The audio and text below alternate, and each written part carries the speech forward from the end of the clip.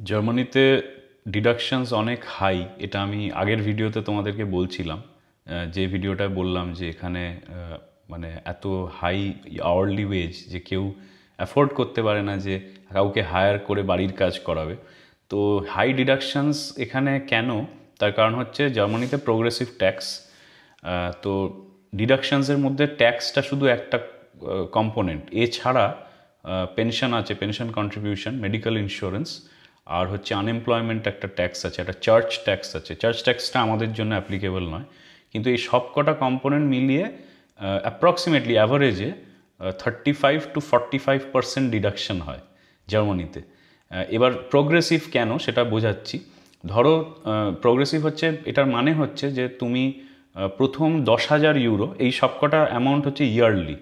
প্রথম 10,000 ইউরোর অবধি তোমার 10,000 না, সরি 11,000 ইউরো অবধি 0% ট্যাক্স। মানে তুমি যদি সারা বছরে 11,000 ইউরোর কম রোজগার করো তাহলে কোনো ট্যাক্স নেই, যেটা স্টুডেন্টদের বেনিফিট আছে।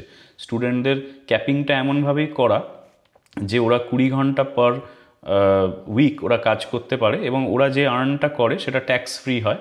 তার কারণ হচ্ছে ওদের ওই লিমিটেশনটা ওইভাবেই সেট করা যে ওদের 11,000 ইউরোর কমে হবে।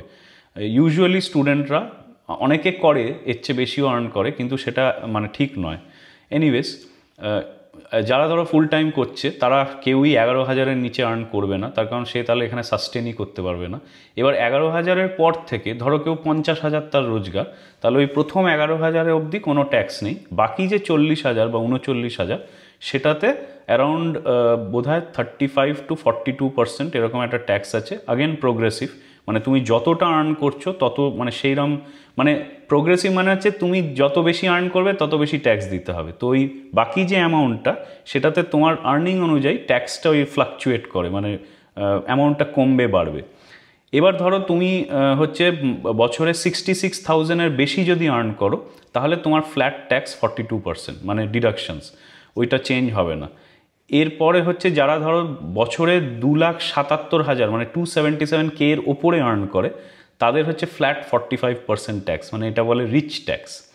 তো এছাড়া হচ্ছে জার্মানিতে 5 ধরনের ট্যাক্স ক্লাস আছে, মানে যারা সিঙ্গেল বা যারা আমার মতো ম্যারিড কিন্তু একা থাকে, সিঙ্গেল প্যারেন্ট মানে সেটা হচ্ছে ক্লাস 2। তারপরে হচ্ছে ক্লাস 3 আছে, একটা ক্লাস 4 আছে, ক্লাস 5 আছে, এরকম নানা রকম ট্যাক্স ক্লাস আছে।